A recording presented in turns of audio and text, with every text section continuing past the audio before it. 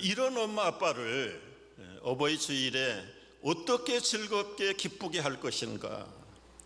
오늘 잠언의 말씀에서 명령하세요. 내 부모를 즐겁고 기쁘게 하라, 기쁘게 하라. 명령하시는데 우리가 어떻게 부모를 즐겁고 기쁘게 할 것인가? 구체적으로 잠언의 가르침을 들어가기 전에 먼저 우리가 이해하고 바로 알아야 될 것은 우리 부모들의 위치가 어딘가, 도대체 부모라는 존재는 어떤 분들인가에 대해서 성경적으로 우리가 바로 배워야 됩니다. 배워야 돼. 우리가 부모를 선택한 것이 아닙니다. 부모가 우리를 이 땅에 보내셨어요. 하나님을 대신해서 하나님이 우리에게 부모를 통해서 여러분과 나를 이 땅에 보내신 것입니다. 따라서 이 부모가 하나님의 대리자는 사실을 여러분 억지로 설명할 것이 아니고 이 성경적인 증명을 통해서 우리가 배워야 합니다. 첫째 우리가 배워야 될 것은 십계명 속에 나타난 부모의 역할. 여러분, 하나님이 모세에게 두 돌판의 계명을 주셨지요. 한 돌판에는 하나님께 대한 계명, 1계명부터 4계명까지, 그리고 두 번째 계명은 사람과 사람 사이에서 지켜야 될 계명, 5계명, 6계명부터 10계명까지. 이 하나님과 사람의 계명 속의 중간에 다섯 번째 계명이 무엇입니까? 우리가 잘 기억하지요? 내 부모를 공경하라, 공경하라. 하나님을 어떻게 잘 섬길 것인가? 사람을 내 몸처럼 어떻게 사랑할 것인가? 수직적인 하나님과의 관계와 이 수평적인 인간관계의 중앙의 연결고리가 누구냐? 내 부모를 공경하는 것이다. 아무리 하나님을 잘 공경한다고 해도 부모에게 공경하지 않는 것은 하나님 공경할 수 없다. 아무리 휴머니즘을 가지고 이웃들을 내 몸처럼 사랑한다고 하지만 부모를 공경하지 않는 휴머니즘은 아무것도 아니다. 그래서 하나님과 사람 사이의 연결고리가 무엇이냐? 그것은 부모를 제대로 공경하는 것이 하나님과 사람 사이에게 주신 계명을 온전히 이룰 수 있는 키워드다, 키워드. 여러분, 1계명부터 4계명까지 가만 묵상을 해보면요, 하나님 외에 어떤 것이라도 공경하면 쳐죽이라고 그래요. 쳐죽이라. 그렇게 엄격하신 하나님이 왜 부모를 공경하라고 그랬을까요? 오로지 하나님만이 공경을 받으셔야 되는 대상인데 하나님이 친히 내 부모를 공경하라. 공경한다는 말은 하나님 섬기듯이 부모를 섬기라는 거예요. 하나님께 예배하듯이 부모님께 대한 그 경애를 버리지 말라는 거예요. 따라서 다른 말로 하면 하나님을 대신하여 나에게 볼 수 있고 만질 수 있고 얘기할 수 있는 하나님, 부모님을 대신 보내셨다는 겁니다. 그러니까 눈에 보이는 나를 낳아주신 부모님을 제대로 공경하지 않고는 하나님을 공경할 수도 없고 이웃을 사랑할 수도 없다. 얼마나 놀라운 부모 위치인가.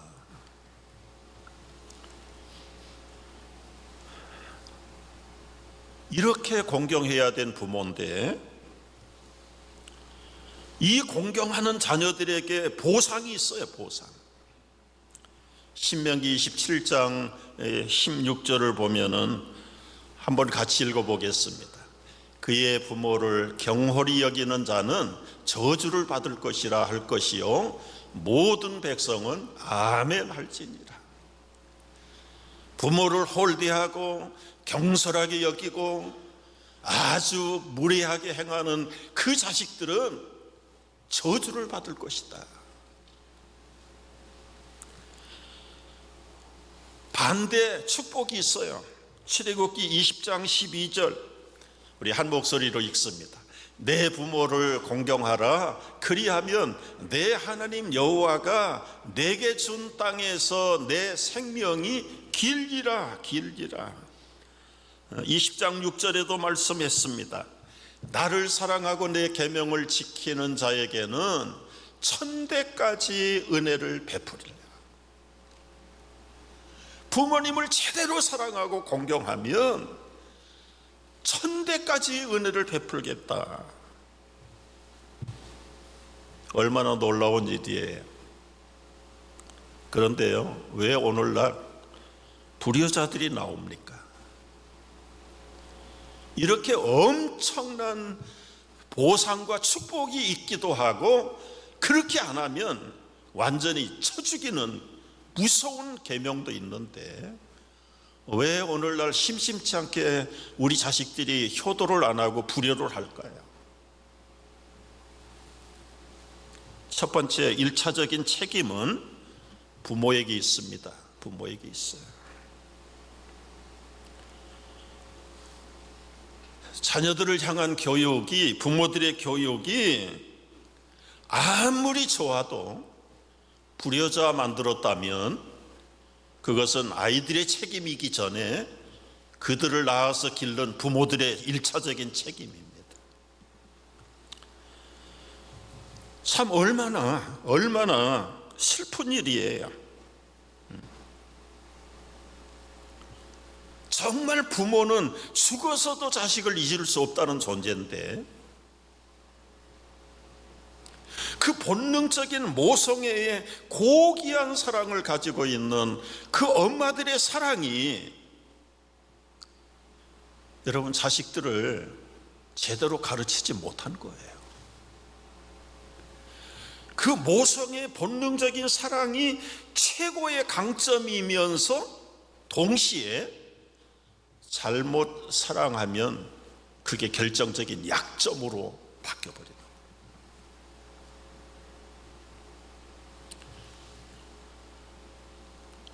사무엘상에 보면 아들을 낳지 못한 한 여인의 슬픈 얘기가 기록되어 있죠. 아기를 갖지 못해서 남편에게도 미안하고 집안에도 대를 이어갈 수 없어서 정말 그러다가 결국은 몸종을 집어넣어서 아들을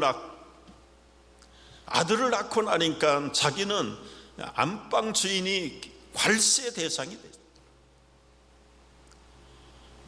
어디 가서 하소연할 데가 없어서 성전에 올라가서 하나님 앞에 하소연하는 한나의 그 간절한 모습을 우리가 기억합니다. 얼마나 위급하고 얼마나 답답했으면 미처 다 쏟아놓지 못하는 심정을 하나님 앞에 아뢰는데 제대로 말소리가 안 들리는 거예요. 그 성전을 담당하는 엘리라는 제사장이 가만 들어보니까 이 대낮에 젊은 여자가 와가지고 술 타령을 하고 있는 거예요. 그래서 불러다가 야단을 칩니다. 때가 어느 때인데 어디에서 술 타령을 하고 있는가? 여러분 지금 술 타령하는 게 아니라 이 엘기라고 하는 제사장이 영적인 분별력이 가버렸어요. 자기 영적인 분별력 가버린 것까지는 그런 대로 참을 수 있겠는데 그 아들들 둘을 제대로 하나님을 가르치지 못한 사람입니다. 그 지역에서 가장 불량한 아주 악한 사람 두 사람 꼽으라면 그 엘리 제사장의 두 아들 홈리와 비느하스라는 사람, 성도들이 하나님께 제사를 드리려고 제물을 가지고 오면 제사 드리기도 전에 좋은 것을 다 뺏어가 버립니다. 그리고 하나님께 드려야 될 그 제물을 자기들이 가서 먹고 마시고 즐기고, 이런 완전히 불안당 같은 놈들이 결국은 아버지 엘리가 두 아들들 제대로 하나님을 가르치지 못해서 그 집안은 비극의 집안이 되고 말아요. 아들들이 즉사하고 아버지도 즉사하고, 그 자식이 없어서 하나님 앞에 간절하게 그 애타는 마음을 털어놓았던 그 한나는 1년 후에 사무엘이라고 하는 아들을 품에 안게. 여러분, 여기서 극명하게 양극으로 갈라진 부모들의 모습, 엘리라는 불안당 같은 그 아비와 자식들, 비록 세상이 받아주지 못했던 잃어버린 슬픔당한 여인 한나지만 하나님 앞에 그 심정을 토로할 때 이스라엘의 건국의 아버지 사무엘의 어머니가 됩니다.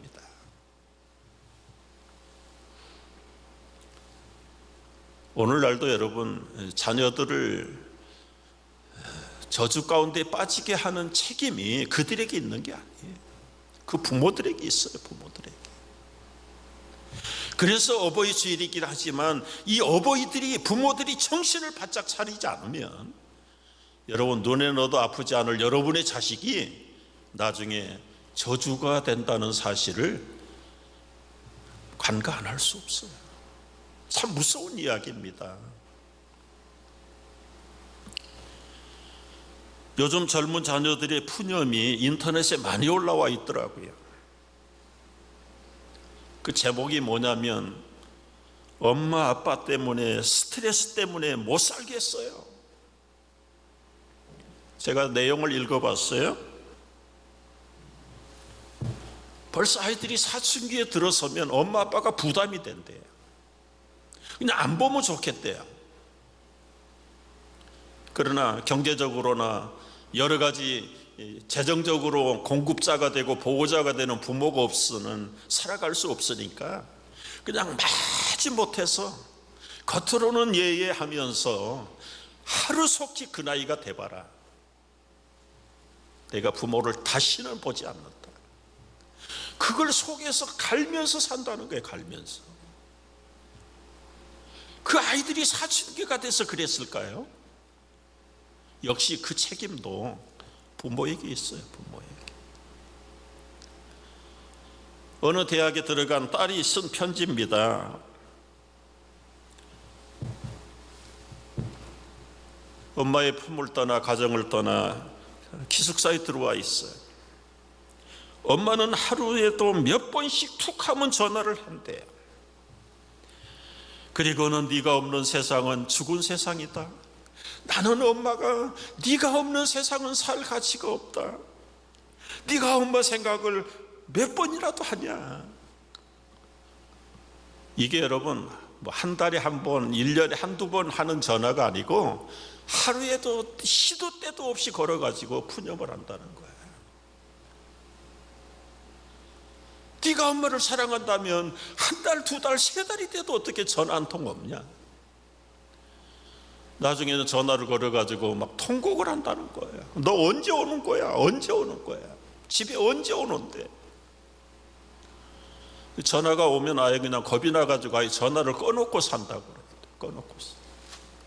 방학이 다가오는데 어찌하면 좋을런지 나는 대책이 없습니다.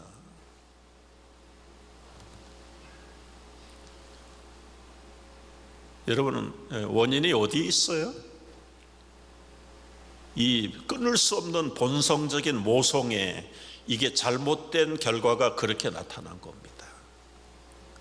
여러분, 우리 아빠는, 저도 아빠의 한 사람이긴 하지만 자기 몸에서 아기를 만들고 10달 동안 담고 있다가 세상에 보낼 때 그 육체적인 고통은 말할 것도 없지만 한 몸이 끊어져서 둘이 될 때에 그 분리되는 아픔, 그게 모성이에요. 모성이. 우리는 100번 1000번 우리 남편들 아빠들은 설명해도 여러분도 몰라, 나도 몰라. 그러나 아기를 임신하고 10달 키워가지고 해산의 고통을 몸소 체험한 엄마들은 이건 세상에 어떤 말로도 그 엄마의 본성적인 사랑을 설명할 수가 없어요.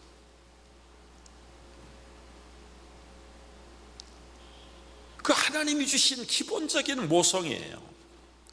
그런데 이 모성애를 잘 가르치고 관리하지 않으면 완전히 왜곡된 사랑으로 빠져버려요. 부모가 내 몸의 분신처럼 여겨버리는 것, 자식을. 그래서 늘 품 안에 끌어안고 살고 싶은 것, 이게 엄마의 모성의 본성입니다. 이거를 훈련받지 못하고 잘 지혜롭게 양육하지 못한 엄마들은 평생 그 자녀들을 자기의 소유물로 취급해요. 그게 결정적인 미스입니다. 문제입니다. 물론 아이들이 점점 자라서 적어도 대학을 갈 나이가 된다면 이제는 엄마도 훈련하고 이 아이들도 독립적인 인간을 만드는 훈련을 했어야 되는데 그 끈을 놓지 않는 거예요. 계속해서 리모트 컨트롤을 가지고 그들의 일거수일투족을 따라다니면서 추적하는 게 이 삐뚤어진 모성애입니다. 삐뚤어진 모성.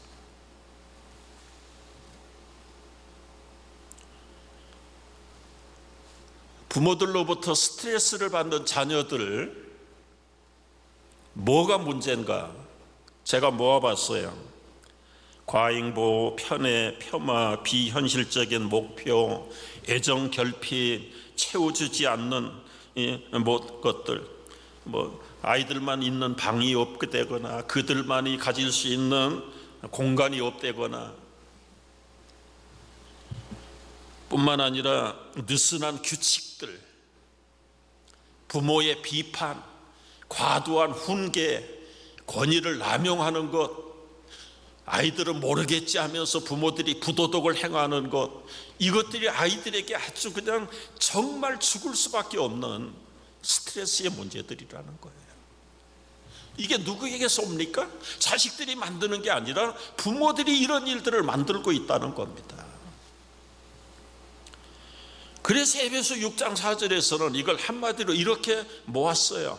아비들아, 너희 자녀를 노엽게 하지 말고, 노엽게 하는 종류들 지금 열거해 준 그런 것들, 그거 하지 말고 오직 주의 교훈과 훈계로 양육하고 키우라는 겁니다. 우리 어버이 주일에 어버이들이 좀 따끔하게 우리 자신들을 돌아봐야 될 부분들입니다. 이제는 여러분, 자녀들이 어떻게 부모를 즐겁고 기쁘게 할 것인가, 오늘 잠언 말씀 통해서 한 2가지만 강조를 하고 싶어요. 첫째, 여러분의 부모를 즐겁고 기쁘게 하려면 좋은 친구들을 사귀어야 된다는 거예요. 20절 말씀 보십시오. 술을 즐겨하는 자들, 고기를 탐하는 자들과 더불어 사귀지 말라. 여러분, 여기서 눈여겨봐야 될 것은 술이나 고기가 1차적인 문제가 아니라 탐하는 것. 여러분, 술도 가까이 할 일이 아니고 고기도 너무 가까이 하면 성인병에 걸린다는 거 여러분 다 알아요. 그런데 그런 나쁜 것들을 탐하는 자들, 쉬운 말로 그 생각 가치가, 식성이, 습관이, 그 생리 구조가 육적인 사람, 정욕적인 사람, 세상적인 사람, 먹고 마시자 하는 주의자들, 그런 사람하고 친구하지 말라는 거예요. 사람이 여러분 떡으로만 사는 존재가 아닌데, 떡만 가지고도 넘치고도 넘치는데 거기다가 술에다가 고기를 밝히는 사람, 그 넘치는 힘, 그 넘치는 정욕 가지고 뭐 했습니까? 그런 사람들의 생활의 패턴은 빤해요, 빤해. 출발이 육적인 것이고 결과가 육적인 것으로 망하는 것이. 어떻게 이것이 부모에게 즐거움이 되지 못하고 괴로움이 될까요? 정말 사람이 친구를 잘 사귀어야 되는데 왜 친구가 중요합니까? 일단 친구는 마음에 벽이 없어요. 정말 친구라고 하면 서로 이렇게 닮아가는 겁니다.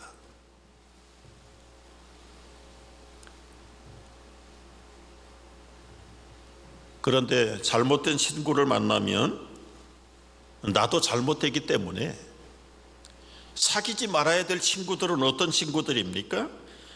제가 자문을 통해서 다 정리를 했는데 너무 많아서 그저 간단하게 제목만 말씀드리고 싶습니다. 해가 되는 친구들, 사귀지 말아야 될 친구들. 첫째는 허풍쟁이, 음흉한 사람, 겉과 속이 다르고 남을 해치려고 하는 마음을 갖고 있는 사람들이 음흉한 사람들. 기회주의자들, 자기에게 유익이 될 것 같으면 있는 하천 없는 하천 다 떠는 사람들, 기회주의자들, 괴상한 성격. 이건 평소에도 차갑고 느려요. 요즘 쉬운 말로 말하면 사오정 같은 사람들, 백해무익한 친구들도 있습니다. 인정 없는 사람들. 여러분, 가족이나 이 사랑하는 연인들에게 아주 매몰차게 대하는 그런 성격을 가진 사람들이 있어요. 그런 사람 친구하면 큰 사고 납니다. 어려울 때 피하는 사람들, 아주 불리해지면은 아주 발뺌을 해버리는 사람들. 여러분, 그게 교회 안에서도 그런 친구들 많아요. 아부의 성격 하는 사람들, 이런 사람들은 백해무익이다. 이런 나쁜 친구를 정리하는 방법이 있어요. 여러분, 이건 빨리 하면 빨리 할수록 좋은 겁니다. 흥분하지 말고 냉정하게 차분하게 정리해야 돼. 절대로 환영하면 안 됩니다. 소극적인 반응을 보여야 돼. 한 번 더 전화 먼저 하면 안 됩니다. 그런 사람은 아예 딱 끊어야 돼. 딱 끊어버려야 돼. 과감하게 정리를 해야 돼. 예정 때문에 끊지 못해가지고 우유부단하다가는요, 엄청난 치명적인 후유증이 나타나요. 잠언을 여러분 잘 묵상을 해보세요. 요즘 새벽마다 잠언을 묵상하는데요, 친구 얘기가 얼마나 많이 나오는지 모릅니다. 왜 이렇게 친구가 중요합니까? 친구의 운명은 내 운명하고 직결되어 있어요. 우리 뉴욕 지역에도 교도소에 청소년들이, 코리안 아메리칸 티네이저들이 늘 200명 이상 있대. 200명 이상. 티네이저뿐만 아니라 어른들, 죄수들도 붙들고 물어보면 당신 어떻게 여기까지 왔어? 다 자기 잘못 아니라고 그래요. 친구 잘못 사귀어가지고 왔다는 거. 여러분, 거꾸로 뒤집으면 내가 그 친구에게 절대적인 영향을 미쳤다는 결과이기도 한 거예요. 여러분, 성경은 우리에게 이런 친구 사귀라고 말해요. 21절을 보면은 술 취하고 음식을 탐하는 자는 가난하여질 것이고 잠자기를 즐겨하는 자는 헤어진 옷을 입을 것이다. 결국 친구의 신세가 내 신세가 되고 친구의 운명이 곧 내 운명이 된다. 이런 친구들은 사귀어서는 안 된다. 진정한 좋은 친구는 누구냐? 예수님이 가르쳐 주셨습니다. 요한복음 15장 13절 14절이에요. 같이 읽어볼까요? 사람이 친구를 위하여 자기 목숨을 버리면 이에 더 큰 사랑이 없나니 너희는 내가 명하는 대로 행하면 곧 나의 친구라. 나의 친구라. 목사님, 그러면 세상 사람 친구는 사귀지 말고 그냥 예수님만 죽자 사자 사귀어야 됩니까? 맞습니다. 그러나 나처럼 예수님 죽자 사자로 섬기는 그 사람하고 친구가 되면 더 좋아요. 더 좋아요. 여러분, 교회에서도 가깝다고 말하지만 진짜 가까운지 안 가까운지는 제가 증명할 수 있는 샘플을 보여드리겠습니다. 그분하고 정말 그렇게 가까우십니까? 그러면 두 분이 앉아가지고 기도해 보신 적이 있습니까? 기도가 없는 친구는 가짜입니다. 서로 머리를 맞대고 손을 붙잡고 마음을 털어놓고 하나님 앞에 같이 기도할 수 있는 친구, 그런 친구가 진짜 친구입니다. 여러분, 성도의 교통을 미싸움나이다 사도신경에서 우리가 신앙 고백하지만 몸만 가깝다고 성도의 교제가 되는 거 아니에요. 그 영과 영이 하나가 돼요. 우리 부모와 자식도 마찬가지입니다. 어떻게 좋은 자녀 길러야 합니까? 부모의 마음속에 있는 그 하나님의 영이 우리 자녀들의 있는 영과 같아야 됩니다. 같아야 돼요. 그 같은 하나님의 영을 모시는 부모가 이중인격을 가질 수 없어요. 위선자가 될 수 없어요. 그런 부모의 솔직한 하나님의 영 앞에 자라가는 자녀들이 삐뚤어질 자녀가 한 사람도 없어요. 우리가 어버이 주일에 정말 부모님도, 우리 자녀들도, 우리 성도들도, 친구들도 나를 위하여 목숨을 버려주신 그 예수님을 가장 좋은 친구로 모시고 행복한 부부, 행복한 부녀, 부자, 그리고 행복한 성도들이 되시기를 주의 이름으로 축복합니다. 마지막 하나 말씀드립니다. 23절에 보면은 이 자식들이 진리대로 가르침대로 살 때 부모가 즐겁고 기쁘다. 진리를 사되 팔지는 말며 지혜와 훈계와 명철도 그리할지니라. 여러분, 여기서 진리를 사고 팔지 말라는 말은 무슨 뜻입니까? 이거는 변하지 않는 것이다. 세상에 변하지 않는 건 아무것도 없어요. 모든 교육도 변하고 가치도 변하고 문화도 변하고 사람의 인심도 변하지만 진리는 사고 팔고 변하는 것이 아니다.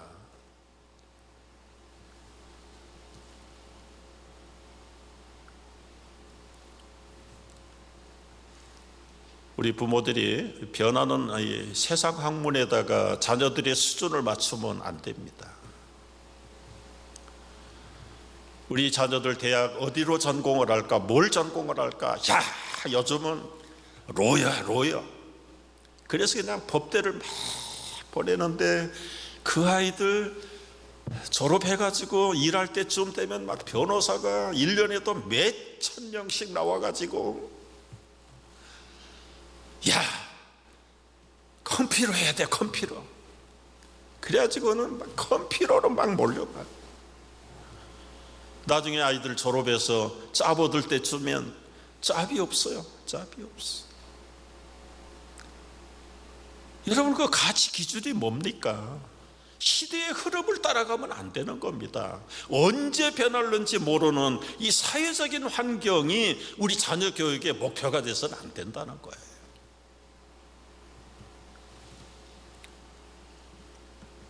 우리 자녀들도 정신을 차리셔야 돼요. 부모들은 당신들이 못 해본 걸 여러분을 통해서 해보고 싶은 대리만족의 그 본능이 있어요. 본능. 거기에 부모도 자식도 비판 없이 냉철하게 분별 없이 따라가다가는 부모도 실망하고 자식도 망합니다. 여러분, 지식은 사고 팔 수 있는 게 아니다. 하나님께서 내 자식들에게 주신 그 하나님의 은사와 탤런트가 뭔가, 그걸 잘 개발시키고 그걸 잘 활용할 수 있도록 지도하고 노력하는 것이 부모와 자식의 관계가 되어야 되는 거예요.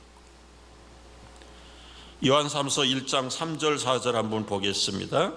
요한삼서 다 같이, 형제들아 와서 내게 있는 진리를 증거하되 내가 진리 안에서 행한다 하니 내가 심히 기뻐하노라. 내가 내 자녀들이 진리 안에서 행한다 함을 듣는 것보다 더 즐거움이 없도다. 여러분이 진리는 복음일 뿐만 아니라 자녀면 자녀, 부모면 부모, 하나님이 주신 평생의 부르심과 사명, 그걸 제대로 깨닫는 게 우리 삶의 진리예요. 그 진리를 벗어나서는 성공이 없습니다. 행복도 없습니다. 보람도 없습니다. 여러분, 이것은 목사 전도사들에게만 국한된 이야기가 아니에요. 일반 학문을 할지라도, 세상에 어떤 직업을 택할지라도 하나님이 우리 자녀들을 향하신, 우리 아들 딸들에게만 주신 그 하나님의 은혜의 선물이 뭔가를 제대로 밝히고, 그 기본적인 것은 복음의 진리 안에서 찾아낼 수가 있는 겁니다. 오늘 결론입니다. 결론은 24절로 돌아가셔서 의인의 아비는 크게 즐거울 것이요 지혜로운 자식을 낳는 자는 그로 말미암아 즐거울 것이라. 우리 부모가 자녀들에게 말씀을 제대로 가르치면 부모도 자랑이 되고 자녀도 보람이 되고, 그래서 우리 부모도 서로 승리하고 자녀도 승리하는 걸 영어로 말할 때면 윈윈 한다고 그래요. 우리 부모와 자식들이 함께 윈윈해서 하나님께 영광을 돌리는 귀한 어버이 주일과 남은 생애들이 되시기를 축복합니다. 기도하겠습니다. 내 아들아, 너는 듣고 지혜를 얻어 내 마음을 바른 길로 인도할지니라. 내 부모를 즐겁게 하며 너를 낳은 어미를 기쁘게 하라. 내 아들아, 내 마음을 내게 주며 내 눈으로 내 길을 즐거워할지어다. 하나님, 살아있는 이 말씀, 부모도 보람되고 우리 자식들도 행복해질 수 있는 이 진리의 말씀, 피차의 가슴 속에 깊이 깊이 새기고 이 말씀 따라 행복한 가정, 부모 자녀 다 되게 하여 주옵소서. 예수님의 이름으로 기도합니다.